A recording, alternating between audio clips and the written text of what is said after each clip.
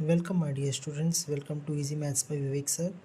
बच्चों, आज हम linear equation in two variables के कुछ एक्स्ट्रा क्वेश्चंस करेंगे। तो बच्चों देखिए, पहला सवाल, 5 years hence father's age will be 3 times the age of his son.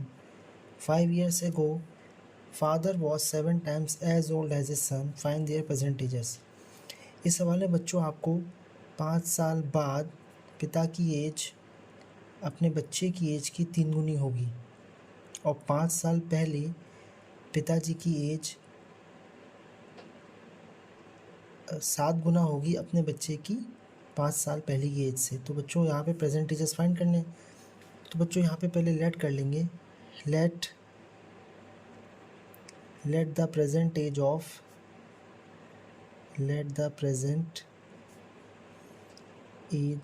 Of father be x years और let the present age of son be y years। तो बच्चों परसेंटेजेस लेट कर लेंगे। अब देखिए क्वेश्चन में बच्चों बोल रहा है 5 years hence, मतलब 5 साल बाद। तो according to question 5 years hence, तो बच्चों यहाँ पे आप देखेंगे 5 साल के बाद फादर की जो एज हो जाएगी वो कितनी हो जाएगी, वो हो जाएगी बच्चों x+5, और जो सन से एज हो जाएगी वो हो जाएगी बच्चों y+5। बच्चों क्वेश्चन में कंडीशन क्या दे रखी है, 5 साल बाद father age will be 3 times the age of his son. तो बच्चों क्वेश्चन के अकॉर्डिंग x+5 जो होगा, फादर की जो एज होगी वो 3 टाइम्स होगी सन्स के 5 साल बाद की एज से। तो बच्चों इसको सॉल्व करेंगे तो x+5 is equal to 3y+15, transpose करेंगे तो x-3y is equal to 10, equation number 1। ये कैसे आया बच्चों, 3y को इधर ले आया तो माइनस में आ गया और 5 को उधर जाके 15 से सब्ट्रैक्ट कर दिया तो आपकी इक्वेशन आ गई। ऐसे ही बच्चों सेकंड केस में क्या बोल रहा है, 5 साल पहले फादर की एज 7 टाइम्स थी अपने बेटे की एज से। तो बच्चों यहाँ पे आपको 5 साल पहले की कंडीशन निकालनी है। तो 5 years ago, तो 5 years ago में बच्चों फादर की एज क्या हो जाएगी, तो बच्चों फादर की एज हो जाएगी 5 साल पहले x-5, और सन की एज हो जाएगी y-5। तो जो कंडीशन क्या बोल रहा है कि जो फादर की एज है 5 साल पहले की वो है 7 टाइम्स पुत्र के 5 साल पहले की एज की। तो x-5 is equal to 7y-35। तो बच्चों आ जाएगा x-7y is equal to -30, equation number 2। इन दोनों इक्वेशन को बच्चों एलिमिनेशन मेथड से सॉल्व करेंगे। तो बच्चों यहाँ देख लीजिए दोनों इक्वेशन को। तो x-3y is equal to 10 and x-7y is equal to -30, दोनों को जो सब्ट्रैक्ट कर देंगे। तो जैसे ही बच्चों इसको सब्ट्रैक्ट करेंगे तो आपका x कैंसिल हो जाएगा। तो यहाँ से बच्चों आएगा 4y इज इक्वल टू 40। तो ये इम्प्लाई करेगा कि y is equal to 10 years. और बच्चों इसको पुट कर देंगे आप इक्वेशन नंबर 1 में। तो जैसे ही आप इक्वेशन नंबर 1 में इसको पुट करेंगे तो आपके सामने इक्वेशन नंबर 1 थी x-3y is equal to 10, x की y की जगह 10 पुट करेंगे तो 10 इसमें पुट किया। तो जो x-30 इज इक्वल टू आ गया 10, तो x इज इक्वल टू आ गया 40 ईयर्स। तो बच्चों प्रेजेंट एजेस दोनों की कितनी आ गई, जो फादर की प्रेजेंट एज आ गई वो आ गई बच्चों कितने साल, 40 ईयर्स, और जो सन की प्रेजेंट एज आ गई वो आ गई 10 ईयर्स।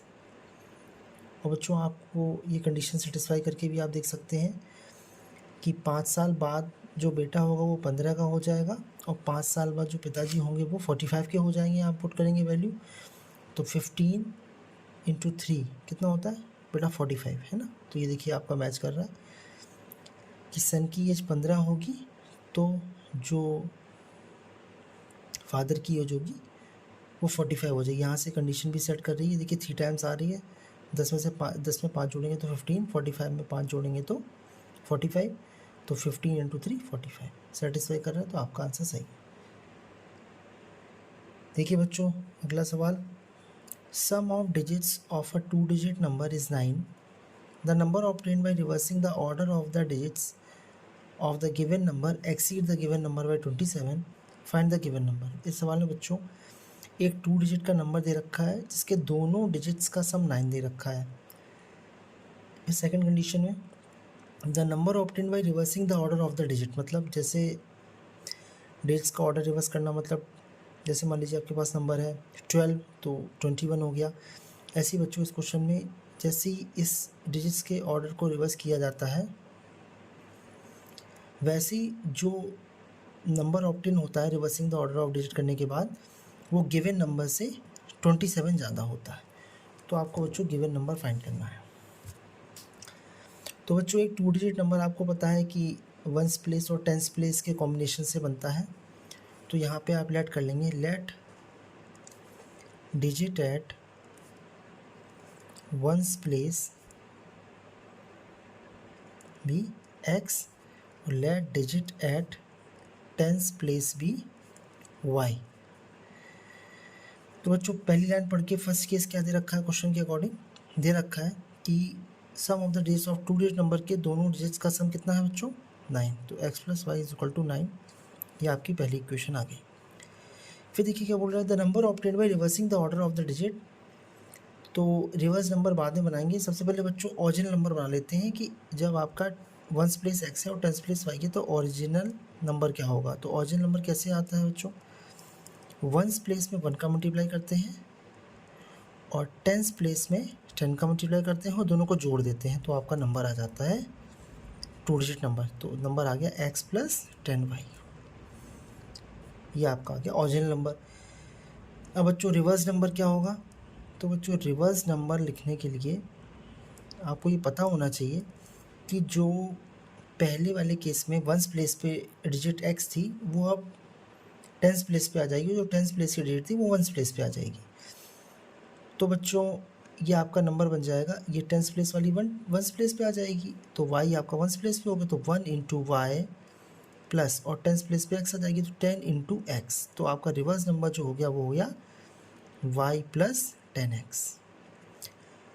बच्चों कंडीशन क्या दे रखी है, the number obtained by reversing the order of the digit, मतलब ये जो रिवर्स नंबर है अकॉर्डिंग टू क्वेश्चन, ये जो रिवर्स नंबर ऑब्टेन हुआ है आपका order of the digit of the given number exceeds the given number by 27। तो गिवन नंबर क्या था बेटा, x प्लस 10y प्लस 27। इसको ट्रांसपोजिशन सॉल्व करेंगे तो इधर x को इधर ले आएंगे तो बेटा कितना आ जाएगा 9x, 10y को इधर ले आएंगे तो minus 9y is equal to 27। 9 बच्चों कॉमन ले लेंगे तो x minus y is equal to 27। तो x माइनस वाई बच्चों कितना आ गया आपके पास 3। क्वेश्चन नंबर 2, दोनों इक्वेशंस को बच्चों सॉल्व करेंगे। तो जैसे ही आप दोनों इक्वेशंस को सॉल्व करेंगे तो आपके पास है x plus y is equal to 9 and x minus y is equal to 3। दोनों को सॉल्व किया तो 2x इज इक्वल टू 12 आ गया, तो x इज इक्वल टू आ गया 6 और वापस में पहले इक्वेशन में पुट करेंगे तो y इज इक्वल टू आ जाएगा 3। तो बच्चों नंबर क्या आ जाएगा, सो द नंबर इज, आपसे नंबर फाइंड करने के लिए बोल रहा है। तो ओरिजिनल नंबर क्या था x प्लस 10y, तो x की जगह क्या रखेंगे बच्चों 6 प्लस 10 इंटू 3। तो बोर्ड मास के नियम के हिसाब से पहले मल्टीप्लिकेशन करेंगे फिर एडिशन करेंगे, तो आपका 36 आंसर आ जाएगा। सो नंबर इज 36, ये आपका फाइनल आंसर आ गया। चलिए बच्चों तीसरा सवाल देखते हैं। A boat which travels at the rate of 10.5 kilometre per hour downstream takes 3 times as long time to go to a certain distance up a river as to go the same distance down. Find the rate at which stream flows. बच्चों इस question में दे रखा है एक नाव है जो कि travel करती है 10.5 किलोमीटर पर आवर की स्पीड से डाउन स्ट्रीम की तरफ और 3 घंटे ज़्यादा लेती है, 3 गुना ज़्यादा समय लेती है as to go certain distance upstream में 3 गुना ज़्यादा लेती है in comparison to downstream to cover the same distance. और बच्चों आपको इसमें बताना है कि स्ट्रीम की स्पीड क्या है। तो बच्चों इस क्वेश्चन में आप सबसे पहले लेट कर लीजिए, let speed of boat in still water, let speed of boat in still water बराबर x किलोमीटर पर आवर, और लेट स्पीड ऑफ स्ट्रीम या धारा या पानी की चाल को आप y kilometre per hour let कर लीजिए। तो बच्चों क्वेश्चन के अकॉर्डिंग क्या दे रखा है, boat which travels at the rate of 10.5 kilometre down stream, मतलब क्या है बच्चों की डाउन स्ट्रीम की स्पीड दे रखी है। तो अकॉर्डिंग टू क्वेश्चन आपको दे रखा है x + y = 10.5 kilometre per our. क्यों? क्योंकि डाउन स्ट्रीम में बेटा स्ट्रीम की और बोट की स्पीड दोनों ऐड हो जाती हैं, क्योंकि आपकी नाव उसी दिशा में जा रही है जिस दिशा में पानी बह रहा है। तो बच्चों पहली इक्वेशन आपकी बन चुकी है। अब बच्चों देखिए इसने बोला कि 3 गुना ज़्यादा समय लेता है अप स्ट्रीम जाने में in comparison to downstream, same distance down. तो देखिए बच्चों डिस्टेंस सेम है तो लिख लीजिए let the distance be D kilometre, दोनों तरफ डी किलोमीटर डिस्टेंस मान लीजिए। अब बच्चों कंडीशन क्या दे रखी है इस क्वेश्चन में, कंडीशन दे रखी है टाइम जो आपका अपस्ट्रीम में लग रहा है, अपस्ट्रीम में जो टाइम लग रहा है वो 3 गुना है टाइम डाउन स्ट्रीम के, ये क्वेश्चन बोल रहा है बेटा। तो बच्चों इससे इक्वेशन बना लीजिए। तो टाइम अपस्ट्रीम क्या होता है, टाइम इज इक्वल टू होता है डिस्टेंस अपॉन स्पीड। स्पीड क्या हो जाएगी अपस्ट्रीम में, अपस्ट्रीम में बच्चों आपकी जो नाव है वो अपोजिट डायरेक्शन में जाती है किसके, पानी के। तो बच्चों यहाँ पे आपकी जो स्पीड होती है वो माइनस हो जाती है। तो टाइम अपस्ट्रीम हो जाएगा distance upon speed is equal to 3 times, फिर टाइम डाउन स्ट्रीम क्या होगा, टाइम इज इक्वल टू क्या होता है distance, same distance upon speed कितना है बेटा x + y। तो यहाँ पे बच्चों पुट कर दीजिए, d से d कैंसिल आउट हो जाएगा। तो यहाँ पे बच्चों पुट कर दीजिए आप किसकी वैल्यू, x + y की वैल्यू पुट कर दीजिए, कितनी है बेटा 10.5, इक्वेशन नंबर 1 से। 3 से इसको कैंसिल करेंगे, 3 × 3 = 9 और 3 × 5 = 15। तो यहाँ से बच्चों इधर इधर भेजेंगे, क्रॉस मल्टीप्लाई करेंगे तो 3.5 = x - y और x - y = 3.5। और बच्चों x + y आपको क्या गिवन है इक्वेशन नंबर 1 से 10.5। तो बच्चों दोनों को ऐड कर देंगे और ये अपोजिट साइन वाले y कैंसिल हो जाएंगे। तो 2x = 14, तो x = आ गया 7 किलोमीटर पर आवर। ये आ गई बच्चों आपकी किसकी स्पीड, ये बच्चों आपकी आ गई बोट की स्पीड स्टिल वाटर में। अब बच्चों इसी चीज़ को पुट इन फर्स्ट इक्वेशन कर दीजिए, फर्स्ट इक्वेशन में पुट करिए। तो फर्स्ट इक्वेशन दे रखी है x + y = 10.5, x 7 पुट करेंगे। तो बच्चों यहाँ से आपकी जो स्पीड ऑफ स्ट्रीम है वो 3.5 किलोमीटर पर आवर आ जाएगी, यही बच्चों आपसे पूछा गया है। तो आपका आंसर हो जाएगा so speed of stream is 3.5 kilometre per our. ठीक है बच्चों, आइए बच्चों अगले सवाल पे। Places A and B are 100 kilometre apart on A highway, one car starts from A and another from B at the same time.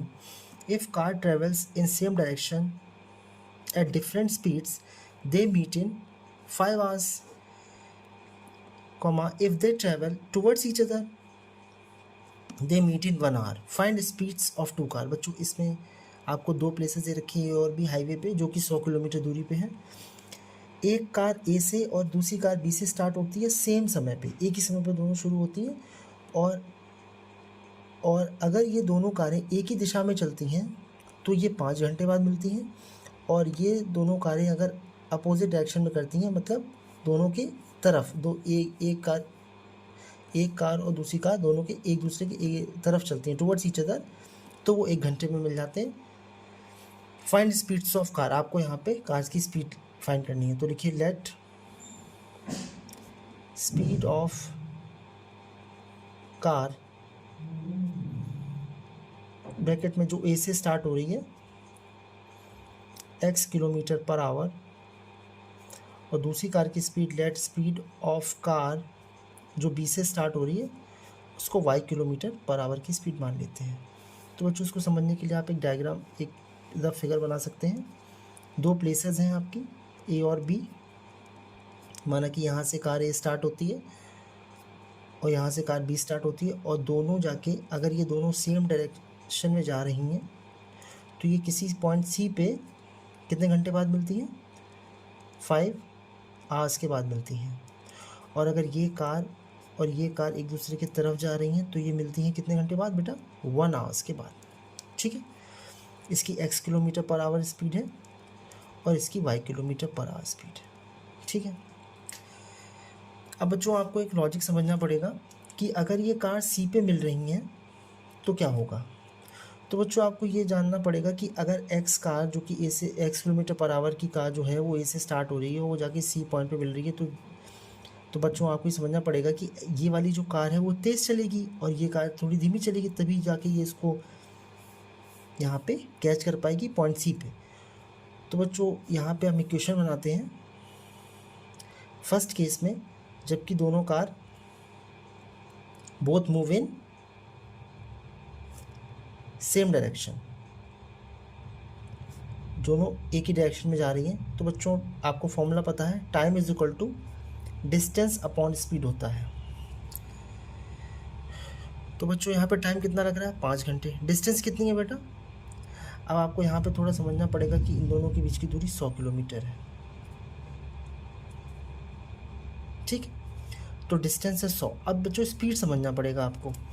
Speed में देखिए ये x किलोमीटर पर आवर की स्पीड से चल रही है, y किलोमीटर पर आवर की speed चल रही है और पॉइंट सी पे कहीं मिल रहे हैं। तो बच्चों ये कार इससे तेज़ चल रही होगी और ये कार थोड़ी सी धीमी चल रही हो, तभी ये इस कार को सी पॉइंट पे मिलेगी। तो यहाँ पे रिलेटिव वेलोसिटी का यूज़ करते हैं। अब जितनी रिलेटिव वेलोसिटी इसके पास ज़्यादा होगी उसी से तो ये इस डिस्टेंस को कवर करके सी पॉइंट पे इसको कैच कर पाएगी दूसरी कार को। तो बच्चों इस केस में आपको x माइनस वाई लेनी पड़ती है रिलेटिव वेलोसिटी। तो टाइम 5 घंटे, डिस्टेंस 100 किलोमीटर और जो रिलेटिव वेलोसिटी है, जो इसके पास एक्स्ट्रा स्पीड है, उस एक्स्ट्रा स्पीड से ये दूसरी कार को पकड़ेगी और सी पॉइंट पे दोनों एक साथ मिल जाएंगी। इसको कैंसिल करेंगे, सॉल्व करेंगे तो बेटा ये आ जाएगा आपका x minus y is equal to 20, equation number 1। बच्चों सेकंड केस लगाइए। सेकंड केस में क्या बोल रहा है कि दोनों एक दूसरे की तरफ कारें जा रही हैं, तो both move towards each other, दोनों कारें एक दूसरे की तरफ जा रही हैं।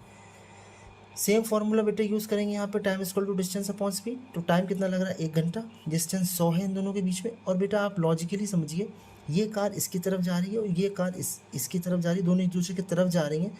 तो बेटा दोनों की स्पीड क्या हो जाएंगी? ऐड हो जाएंगी, क्योंकि ये बहुत जल्दी एक दूसरे के पास आ जाएंगे। तो ये रिलेटिव वेलोसिटी इस केस में क्या होगी? दोनों क्या वेलोसिटी का एडिशन हो जाएगी। तो यहाँ जाएगा x प्लस वाई।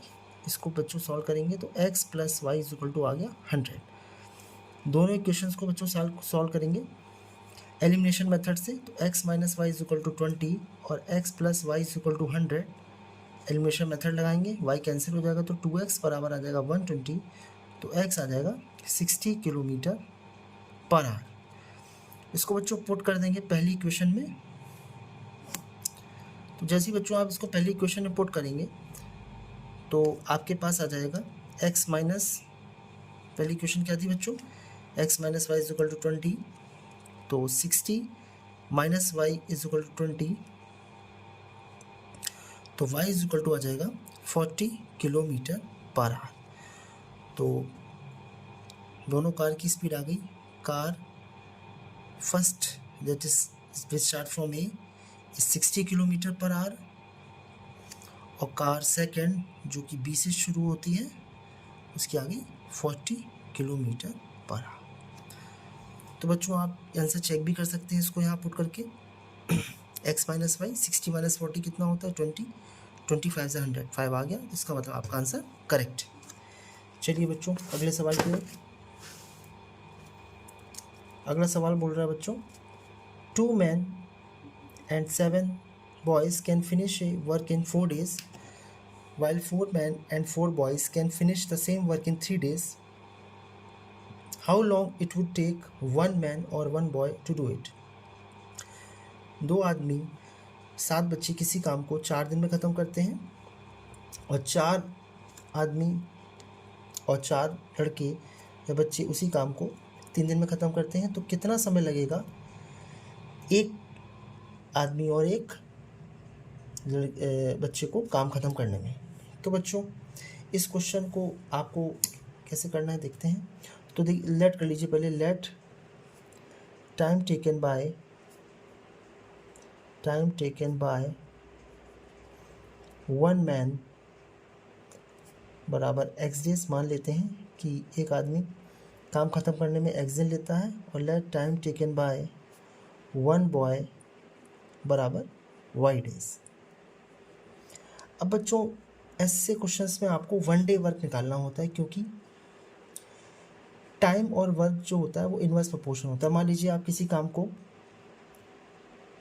10 दिन में करते हैं, तो एक दिन में कितना काम करेंगे आप? एक दिन में अगर आपकी एफिशिएंसी सेम रखी जाए तो आप 1/10 काम करेंगे, तो 1/10 हर दिन करेंगे तो 10 दिन में वो पूरा एक काम ख़त्म हो जाएगा। इसीलिए बच्चों टाइम एंड वर्क वाले क्वेश्चंस में आपको वन डे वर्क निकालना पड़ता है। तो बच्चों आप निकालेंगे one day work of one man, तो ये हो जाएगा 1/x। ये 1/x कैसे हुआ बच्चा? कोई व्यक्ति अगर किसी काम को 10 दिन में ख़त्म कर रहा है तो एक दिन में वो 1/10 काम करेगा। ऐसे ही एक मैन किसी काम को x दिन में ख़त्म कर रहा है तो एक दिन में 1/x काम करेगा। ऐसे ही one day work of one boy, ये हो जाएगा आपका 1/y। अब देखिए फर्स्ट केस में क्या बोल रहे हैं? 2 मैन एंड 7 बॉयज़। तो 2 मैन मतलब एक मैन का एक दिन का काम अगर 1/x है, तो 2 आदमी का एक दिन का काम कितना हो जाएगा बेटा? ये हो जाएगा 2/x प्लस 7 बॉयज़ का हो जाएगा 7/y इज इक्वल टू, अभी पूरा काम ख़त्म करने में 4 दिन लगते हैं इनको, तो आपने जब एक दिन का काम लिखा हुआ है ना एक व्यक्ति का, तो 2 आदमी काम कर रहे हैं तो 2/x, 7 बच्चे काम कर रहे 7/y, तो पूरा काम खत्म करने में 4 दिन लगते हैं, तो एक दिन में कितना काम करेंगे? 1/4। इसको बच्चों एलसीएम लेके सॉल्व कर लीजिए। या तो फिर इसको ऐसे ही बना रहने दीजिए, इसको सीधे आप इक्वेशन नंबर 1 मान लीजिए। ऐसे बच्चों सेकंड केस में देखिए, सेकंड केस में क्या बोल रहा है? सेकंड केस में बोल रहा है 4 man and 4 boys can finish the same work in 3 days। तो बच्चों यहाँ पे आपको 4/x plus 4/y is equal to 1/3 equation number 2। अब इसको एलिमिनेशन मेथड से सॉल्व करेंगे, तो 1/x का कोएफिशिएंट या 1/y के जो कोएफिशिएंट है उनको सेम कर लेंगे। तो बच्चों देखिए यहाँ पे 1/x का कोएफिशिएंट 2 है, यहाँ पे 1/x का कोएफिशिएंट 4 है, तो पहली वाली इक्वेशन में 2 का मल्टीप्लाई करके आप इसको रीराइट करेंगे, 2 का ओवरऑल मल्टीप्लाई करेंगे तो ये आ जाएगा। First equation implies 4/x plus का 14/y इज इक्वल टू 2/4। अब इन दोनों को सॉल्व कर देंगे by the method of elimination, क्योंकि सेकंड इक्वेशन आपकी इंटैक्ट है, तो दोनों को माइनस करेंगे तो ये 4/x कैंसिल हो जाएगा। तो जो 4/y ये आ जाएगा 4/y minus 14/y is equal to 1/3 minus 2/4। तो 4 में से 14 गया जो 10/y इज इक्वल टू, यहाँ पे आप जो एलसीएम ले लीजिए 12, तो 4 माइनस 6, ठीक है। तो 10/y is equal to, sorry बच्चे ये -10 आएगा, 14 बड़ा है तो माइनस का 2/12, तो ये आ जाएगा 5। तो बेटा y कितना आ जाएगा? y आ जाएगा 60 days। इसको बच्चों आप ऐसा करिए, फर्स्ट इक्वेशन में पुट कर दीजिए, पुट इन 1। तो जब फर्स्ट इक्वेशन में पुट करेंगे तो ये आ जाएगा, चेक कर लीजिएगा बेटा, ठीक है। तो इसको फर्स्ट में पुट करेंगे तो 2/x प्लस का 7/60 इज इक्वल टू 1/4। इसको उधर भेजेंगे तो 2/x is equal to 1/4 minus 7/60, LCM लीजिए 15, ऊपर नीचे मल्टीप्लाई करिए तो 2/x is equal to 60, overall LCM आ गया 15 माइनस 7, तो आ गया 2/x इज इक्वल टू 8/60, तो ये आ जाएगा बेटा आपका कितना, x is equal to 15 days. तो आपका आंसर आ जाएगा टाइम टेकन बॉय आपका 1 मैन आ जाएगा 15 डेज और 1 बॉय आ जाएगा 60 डेज। ठीक है बच्चों, चलिए बच्चों अगले सवाल की तरफ। A man when asked how many hens and buffaloes he has, he replied that they have 78 eyes and 110 legs in all. Find the number of hens and buffaloes separately. तो बच्चों कभी एक इंसान से पूछा गया कि उसके पास कितनी मुर्गियाँ और कितनी भैंसें हैं, तो उसने रिप्लाई किया कि वो जितने भी हमारे पास हैंस और बफेलोज़ हैं उसमें टोटल नंबर ऑफ़ आइज़ जो है वो 78 है और टोटल नंबर ऑफ़ जो लेग्स हैं वो आपकी 110 है। तो सेपरेटली आपको हैंस और बफेलोज़ के नंबर्स फाइंड करने हैं। तो लिखिए बच्चों, let number of hens be x, let number of buffaloes be y। अब बच्चों सवाल को समझिए,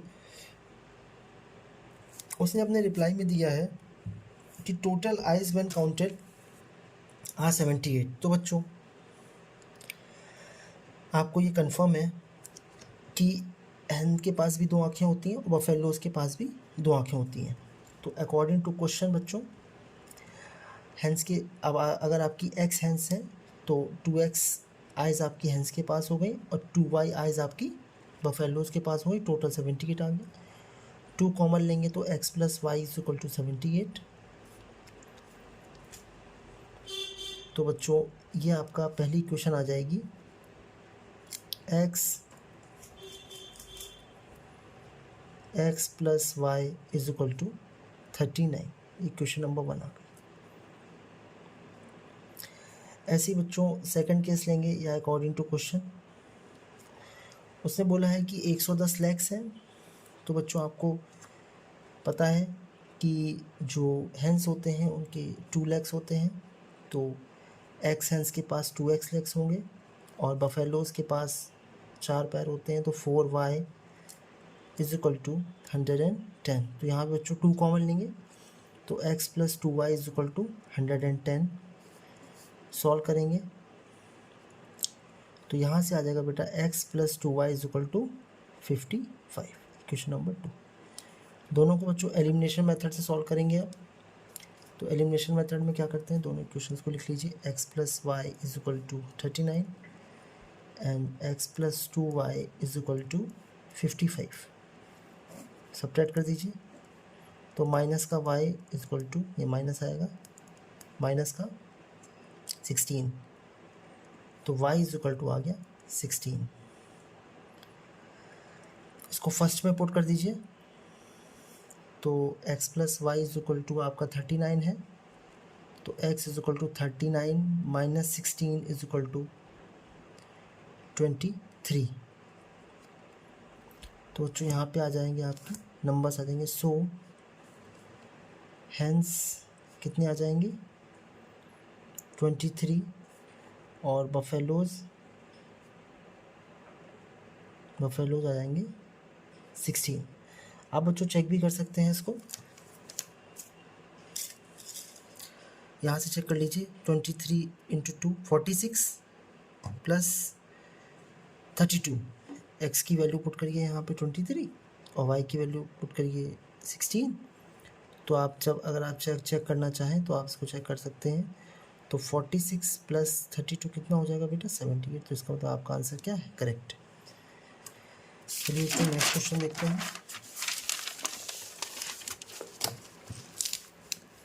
देखिए बच्चों नेक्स्ट क्वेश्चन क्या बोल रहा है। A fraction is such that if numerator is multiplied by 3 and denominator is reduced by 3, we get 18 by 11. But if numerator is increased by 8 and denominator is doubled, we get 2 by 5. Find the fraction. तो बच्चों आपको यहाँ पे fraction find करना है और conditions दे रखी हैं कि अगर नोमिनेटर को 3 से मल्टीप्लाई करते हैं और डिनोमिनेटर को 3 से रिड्यूस करते हैं तो 18 बाई 11 आता है, और अगर न्यूमरेटर को 8 से प्लस करते हैं, इंक्रीज़ करते हैं और डिनोमिनेटर को डबल करते हैं तो आंसर 2 बाई 5 आता है. Find the fraction. तो बच्चों फ्रैक्शन में आपको पता है दो चीज़ें होती हैं, न्यूमरेटर और डिनोमिनेटर. तो लिखिए let numerator of fraction be, let numerator of fraction be x, let denominator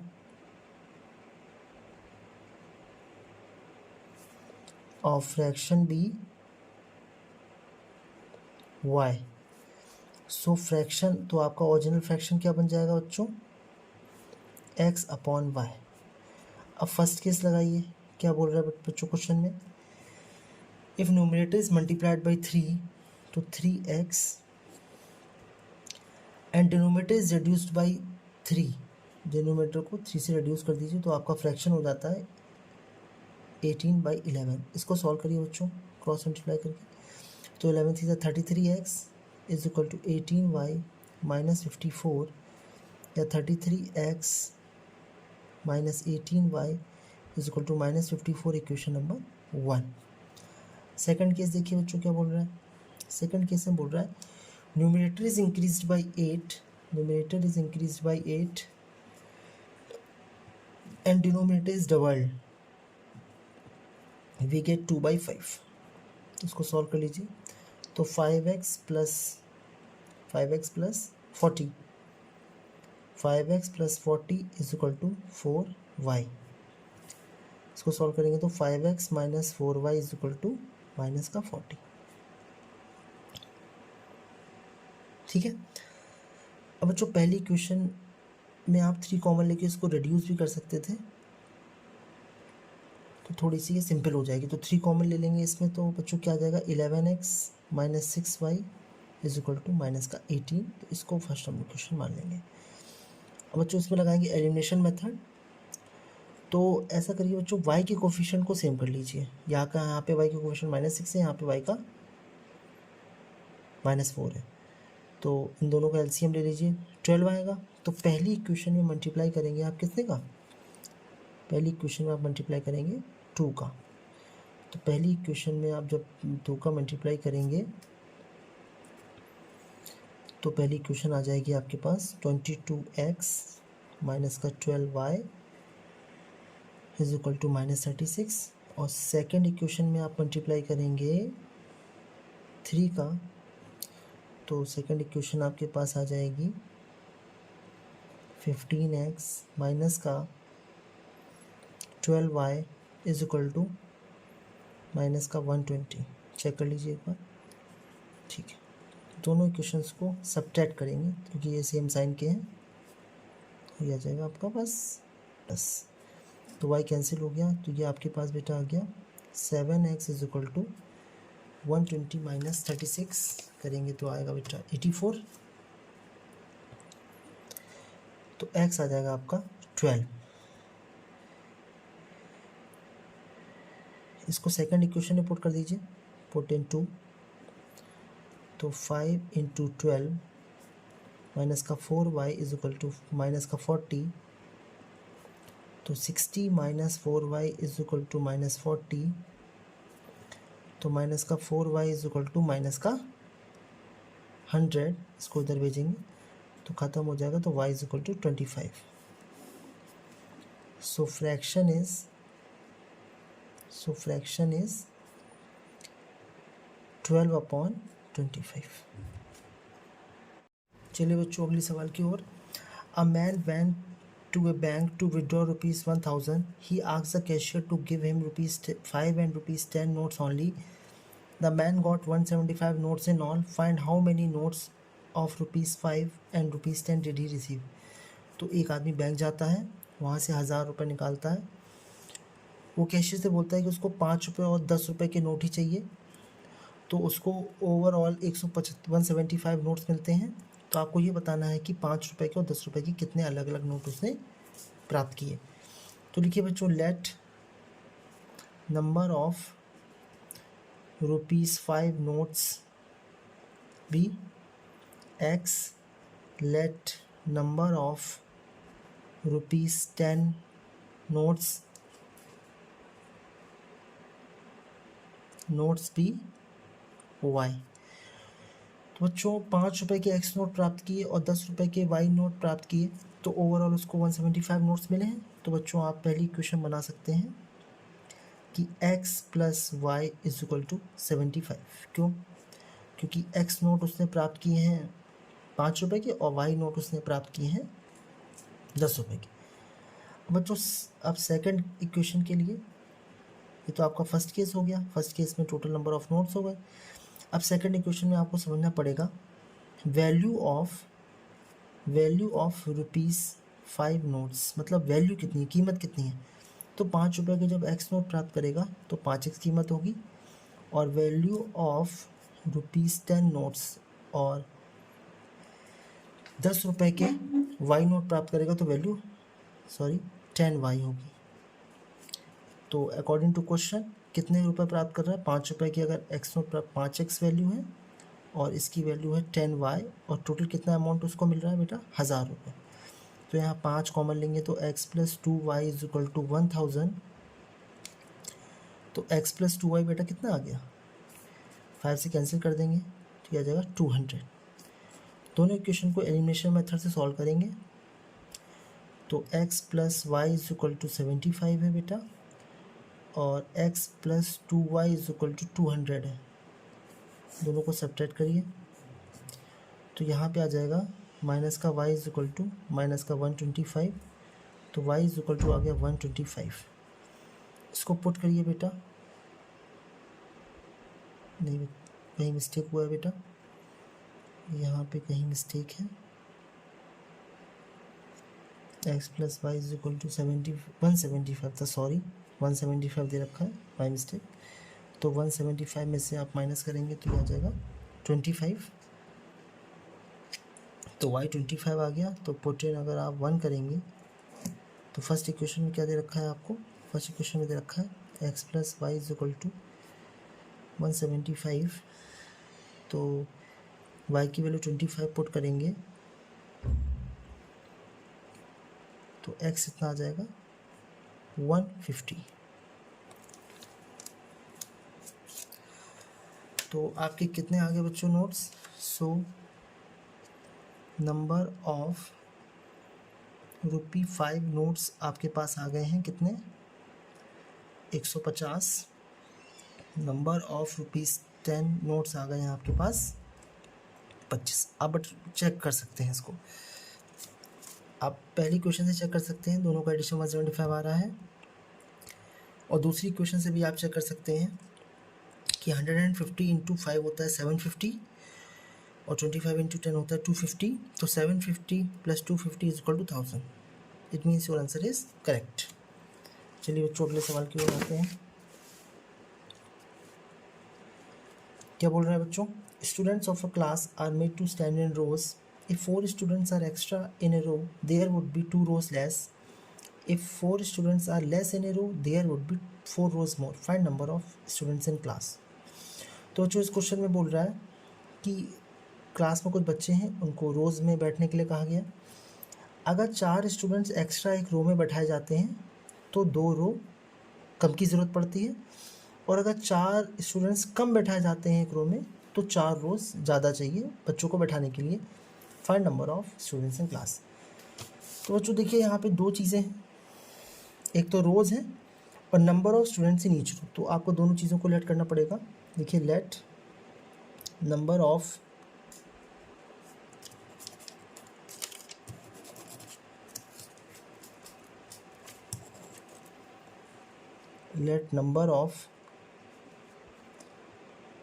रोज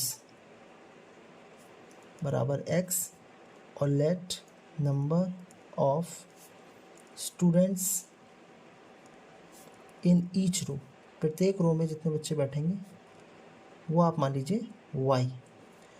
तो टोटल नंबर ऑफ़ स्टूडेंट्स कितने हो जाएंगे बच्चों? टोटल नंबर ऑफ़ स्टूडेंट्स आपके क्लास में कितने हो जाएंगे? x रोज़ हैं और प्रत्येक रो में y बच्चे बैठे हैं तो xy। ठीक है बच्चों, ये समझ में आया आपको? अब फर्स्ट केस लगाइए। पहला केस क्या बोल रहा है बच्चों? पहला केस बोल रहा है ये 4 students are extra in each row, प्रत्येक रो में 4 स्टूडेंट एक्स्ट्रा हो जाएंगे तो 2 रो कम हो जाएंगी। तो नंबर ऑफ़ रोज़ कितने हो जाएंगे बेटा? अब आपके पास नंबर ऑफ़ रोज़ बोल रहा है कि 2 कम हो जाएंगी, और number of students in each row, each row प्रत्येक रो में जो बच्चे हैं वो कितने हो जाएंगे बेटा? 4 एक्स्ट्रा, मतलब आपने y माना था तो y+4। अब इन दोनों का मल्टीप्लाई करने से ही टोटल नंबर ऑफ स्टूडेंट्स तो सेम ही है बच्चों। टोटल नंबर ऑफ स्टूडेंट्स जो हैं क्लासरूम में वो तो सेम है। तो x - 2 इंटू y+4 बराबर क्या हो जाएगा? xy, क्योंकि xy he total number of students है। इसको सॉल्व करेंगे तो xy प्लस का 4x माइनस का 2y माइनस का 8 बराबर xy। तो xy से xy कैंसिल हो गया, तो आपके पास आ गई 4x - 2y = 8, इक्वेशन नंबर 1। सी बच्चों सेकंड केस लगाएंगे। सेकंड केस में क्या बोल रहा है? If 4 students are less in a row there would be 4 rows more. तो अब सेकंड केस में नंबर ऑफ रोज कितने हो जाएंगे बेटा आपके पास? 4 रोज मोर बोल रहा है, तो नंबर ऑफ रोज 4 एक्स्ट्रा हो जाएंगी, and number of students in each row, in number of students in each row आपके पास हो जाएगा 4 स्टूडेंट्स लेस इन ए रो। ठीक है बच्चों, फिर से बच्चों इन दोनों का जो मल्टीप्लिकेशन होगा वो आपको क्या देगा? वो आपको देगा टोटल नंबर ऑफ स्टूडेंट्स।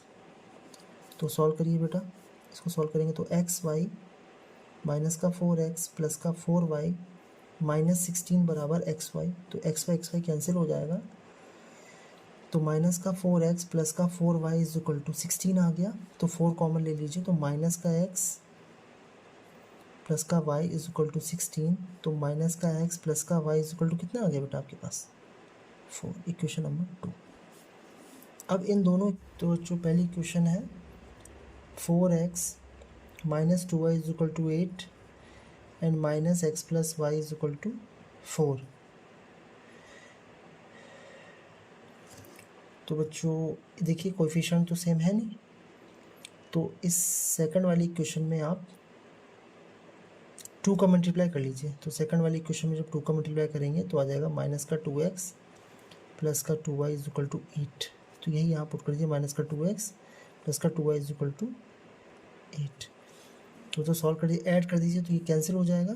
तो 4 में से 2 गया तो 2x बराबर 16, तो x बराबर आ गया 8। इसको पुट कर दीजिए फर्स्ट में, पुट इन फर्स्ट इक्वेशन। तो 4 × 8 माइनस का 2y = 8, तो माइनस का 2y = 8 माइनस 32, तो माइनस 2y = 8 में 32 गया तो आ गया आपके पास 24 माइनस का, तो y = आ गया 12। तो total number of students are, so total number of students are 12 × 8 बराबर 96। ठीक है बच्चों, अब आइए अगले सवाल की ओर। In an exam, 1 marks is awarded for each correct answer while 1/2 marks is deducted for every wrong answer. Ram answered 120 questions and got 90 marks. How many questions did he answer correct?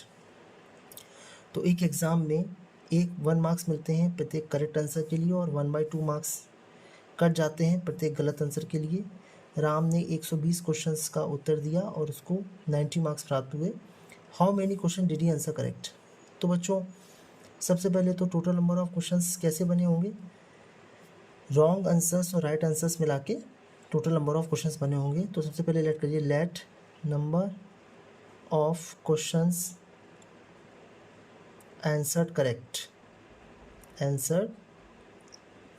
Correct बराबर x, late number of questions answered wrong बराबर y।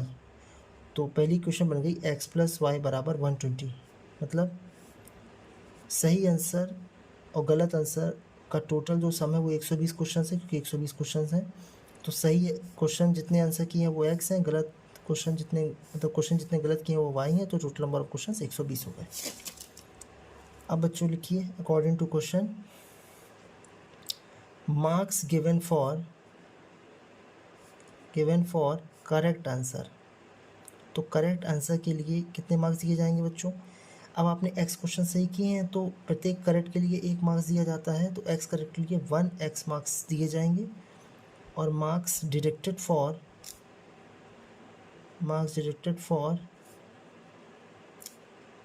Each wrong answer करेगा तो कितने marks cut जाएंगे बेटा? y wrong किए हैं तो प्रत्येक के लिए 1/2y कट जाएंगे ईच, क्योंकि y क्वेश्चन है तो आपका marks deducted for wrong answer 1/2y जगह y टोटल आपने गलत किए तो 1/2y मार्क्स आपके कट जाएंगे। अब क्वेश्चन के अकॉर्डिंग क्या बोल रहा है कि 1x मार्क्स उसको मिले हैं और हाफ माइनस आएगा क्योंकि वो मार्क्स काट लिए गए हैं, और टोटल मार्क्स कितने दिए गए हैं उसको 90। तो एलसीएम लेंगे तो 2x minus y is equal to 180, equation number 2। LCM बेटा हमने 2 का लिया है नीचे, तो 2x minus y is equal to 2 into 90 180। दोनों इक्वेशन को सॉल्व करेंगे तो पहली इक्वेशन है आपके पास x plus y is equal to 120, और दूसरी है 2x minus y is equal to 180। Solve करेंगे तो 3x बराबर आ गया बेटा 300, तो x आ गया आपका 100, और जब y पुट करेंगे पहली क्वेश्चन में तो y आ जाएगा 20। तो यहाँ से आ गया so number of questions answered correct, यही आपसे पूछा गया है, आंसर्ड करेक्ट। तो ये आपके पास आ जाएंगे 100 क्वेश्चंस, और नंबर ऑफ क्वेश्चंस आंसर्ड